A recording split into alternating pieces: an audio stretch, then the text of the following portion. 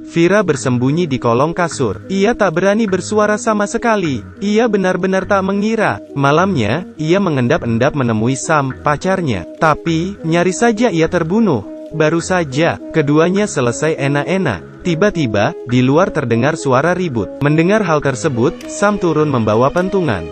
Vira langsung merasa ada yang tak beres. Tak lama, terdengar suara teriakan Sam.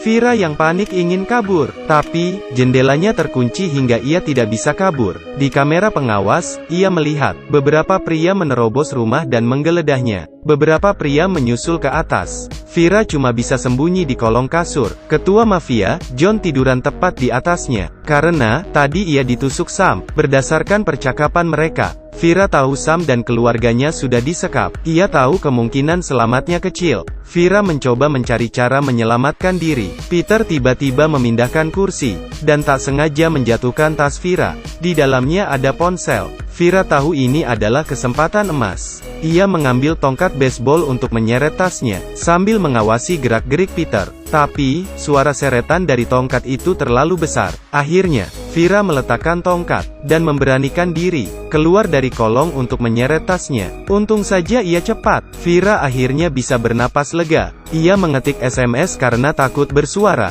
Tapi, sialnya, ponselnya mati kehabisan baterai. Vira putus asa. Ia memejamkan mata dan ketiduran. Esok harinya, sesuai rencana pencuri, mereka membawa ayah Sam untuk menarik uang. Vira bangun karena mendengar suara mobil. Di kasur terdengar suara dengkuran. Vira mengira komplotan perampok sudah pergi. Cuma sisa John yang terluka saja di kasur. Tepat saat Vira melongok keluar dari kasur,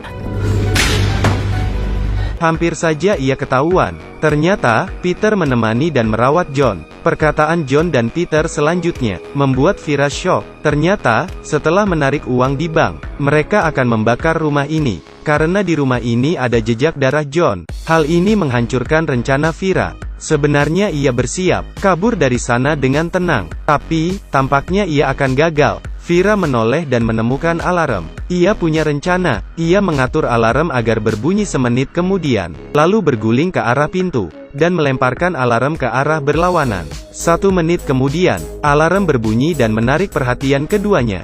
Vira dengan lincahnya kabur di tepat di belakang mereka. Setelah menenangkan diri di balik pintu, ia turun ke bawah dengan berjingkat-jingkat. Saat Vira mau keluar, pencuri sudah kembali. Vira melihat ada pria asing lewat lubang intip. Ia bingung, dan memutuskan lari ke atas lagi, dan tak sengaja menemukan Sam dan ibunya yang disandera. Saat Vira menemukan gunting untuk membebaskan Sam, terdengar suara di belakangnya. Ia lalu mengikat Sam lagi. Suara tadi berasal dari pria tadi. Peter turun ke bawah karena mendengar suara. Ia mengintai pria asing tadi sambil membawa tongkat baseball. Sudah jelas Peter tak mengenalnya. Vira segera lari ke toilet untuk bersembunyi. Pria asing ini juga melihat Sam